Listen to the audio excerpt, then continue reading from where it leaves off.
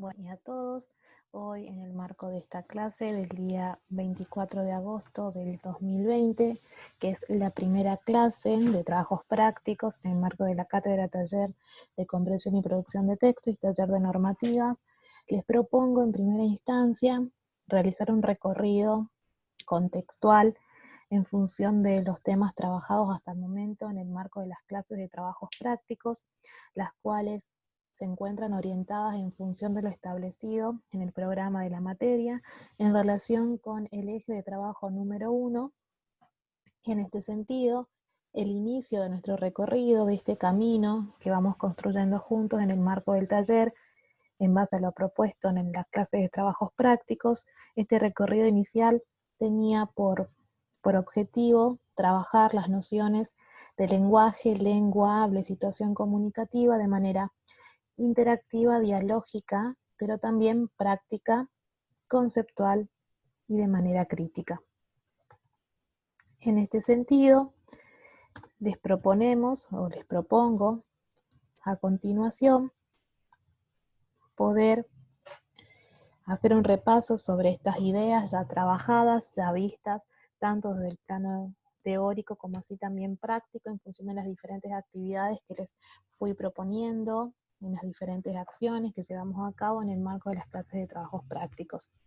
Pues bien, hagamos memoria, nosotros partimos trabajando o de trabajar la noción del lenguaje, a la cual definimos como esa herramienta facilitadora de la comunicación entre los seres humanos en el seno de una determinada comunidad, ¿sí? El lenguaje en sí implica a su vez una dimensión social y una individual. Entendimos que la dimensión social que se encuentra involucrada en el lenguaje es la lengua, ¿sí?, a la cual podemos definir como un sistema social e institucionalizado, que además funciona como representación regulada y compartida por una comunidad. Es decir, nosotros en el seno de nuestra comunidad hablante compartimos una lengua, ¿sí?, que tiene determinadas convenciones, ¿sí?, que van regulando en algún aspecto nuestros modos de poder utilizarlas. A su vez, el lenguaje incluye una dimensión individual. Esa dimensión individual es el habla, ¿sí? El habla en sí es particular. ¿Por qué? Porque cada uno de nosotros, de nosotras, hacemos un uso diferente de la lengua a partir del habla. En este sentido, podemos pensar que el lenguaje, en tanto herramienta facilitadora de la comunicación, incluye por tanto una instancia o una dimensión social y una dimensión individual, y a su vez en sí el lenguaje lo que facilita es la concreción de toda situación comunicativa. Nosotros pensamos a la situación comunicativa como aquella instancia de interacción surgida por medio del uso del lenguaje, ¿sí? A su vez, esta instancia de interacción facilita, por tanto, el diálogo entre diferentes sujetos que nosotros podemos categorizar como emisores y receptores a través de diferentes mensajes, es decir, aquello que se dice, y estos mensajes se concretizan en distintos canales que pueden ser orales o escritos, ¿sí? Además, es interesante saber siempre que todo mensaje, es decir, todo discurso que nosotros elaboramos, siempre surge en función de un determinado tema o un determinado referente, ¿sí? Además, todo mensaje, que como bien lo dijimos es producto de esta interacción que sucede a raíz de una situación comunicativa, pueden ser tanto orales como escritos. En este sentido, nosotros podemos pensar que estas construcciones de sentidos, que denominamos mensaje, se encuentran atravesadas tanto por variaciones lingüísticas, ¿sí?, es decir, por modos de utilizar el lenguaje, la lengua y el habla, ¿sí?, entendiendo que estas dos dimensiones constituyen al lenguaje, que se ven atravesadas tanto por cuestiones vinculadas con la edad, por cuestiones vinculadas por los lugares geográficos en los que vivimos, por nuestra formación intelectual y también por el ámbito en el que nos movemos. En este sentido, todo mensaje, cuando decimos que está atravesado por variaciones lingüísticas, estamos diciendo que están atravesados por cuestiones o efectos dialectológicos, cronológicos, sociolectales y tecnolectales, ¿sí? Además, toda producción de sentido que se materialice bien sea de manera oral o escrita, también se ve atravesado por esas expresiones que surgen como producto de ciertos registros territoriales del habla, ¿sí? Lo que en los materiales de cátedra aparecen definidos como incorrecciones.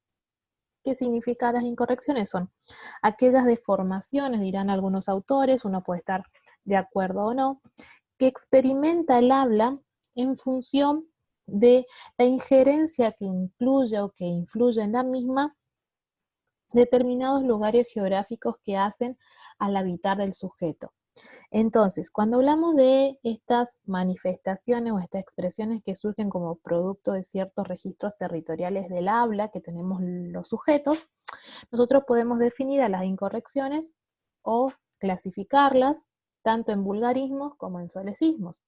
Hablamos de vulgarismo cuando hacemos referencia a aquellas incorrecciones, vamos a ponerlo en estos términos, como aparece en el material de la cátedra, que afectan a la palabra solita, ¿sí? Ejemplo, no es lo mismo decir aeropuerto que decir aeropuerto. Ahí nosotros vemos que la palabra en sí se ve afectada y hace que su significación cambie respecto del significado de la palabra que podemos encontrar en el diccionario.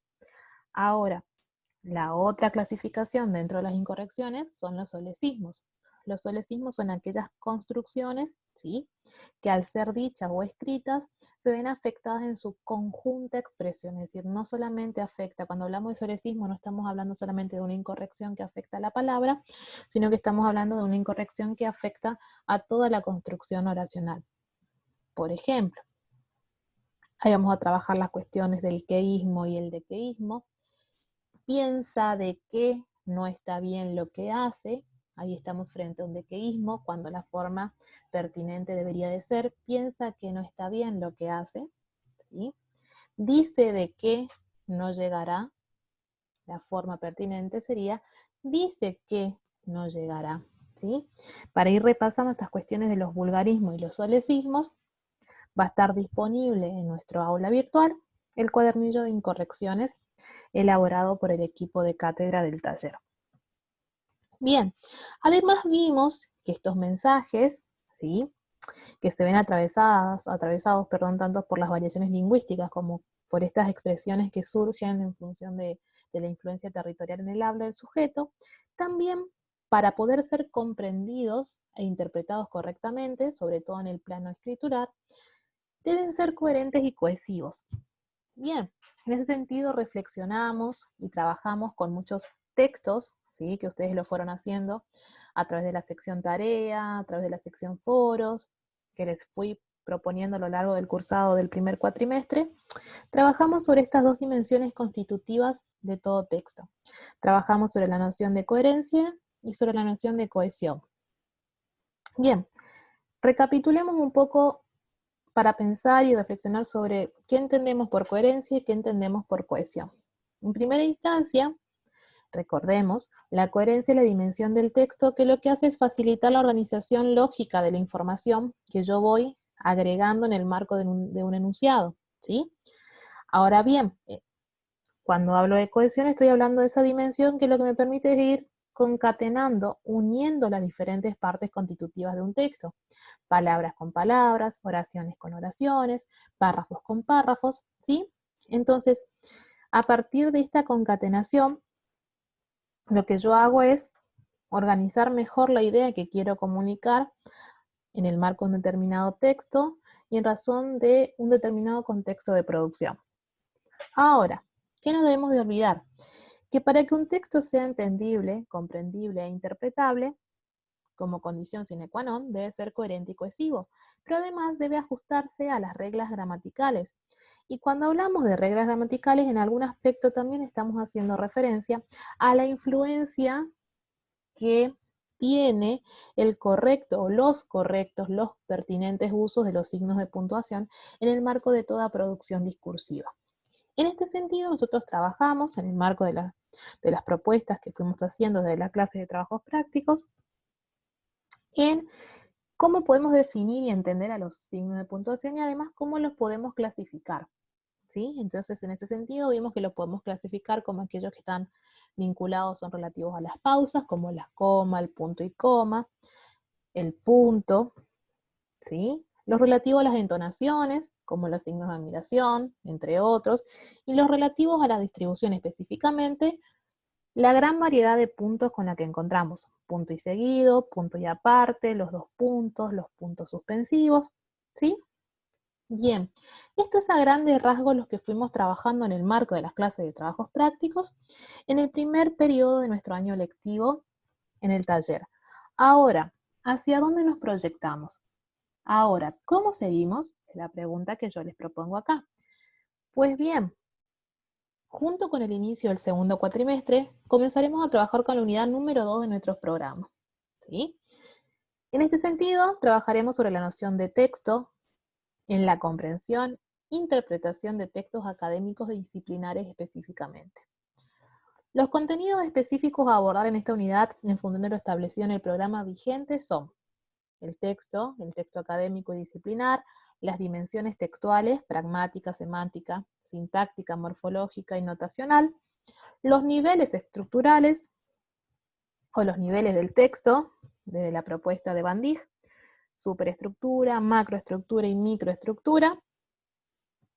Volveremos a hacer una revisión sobre las ideas de las propiedades textuales, de coherencia, cohesión, corrección y adecuación, pero sobre todo la atención va a estar específicamente centrada en lo que es la reflexión sobre el texto como materialidad significante y sobre todo en el texto o los textos de circulación académica y disciplinares. En este sentido, ¿cuáles son mis recomendaciones de lectura? Pues bien, les compartí en nuestro aula virtual, ¿sí?, un texto denominado De la arcilla a la nube, cuyos autores son Casarain e Irastorza, dos autores de la Universidad Nacional de Córdoba, específicamente del CEA, ¿sí?, donde trabajan sobre la producción discursiva en el ámbito académico y específicamente en las páginas 15 a 18 proponen una posible interpretaciones respecto de la noción de texto, ¿sí? En este sentido, yo les pido que por favor recurran al texto que les menciono aquí y que intenten definir qué se entiende por texto de la mirada de estos autores y que esta interpretación la compartan en un foro que se denomina ¿Qué entendemos por texto? En no más de 5 renglones, ¿sí? Entonces, esto lo comparten, lo suben al foro, tienen tiempo para realizarlo hasta el próximo lunes 31 de agosto. El próximo lunes 31 de agosto tendremos una clase de tipo sincrónica a través de Google Meet. Yo les estaré enviando en su debido momento la invitación a esta reunión para que así podamos tener nuestra clase del próximo lunes de modo sincrónico. Así que los despido y las despido. Hasta la próxima clase, que tengan una buena semana y un muy buen cursado en el marco de este segundo cuatrimestre.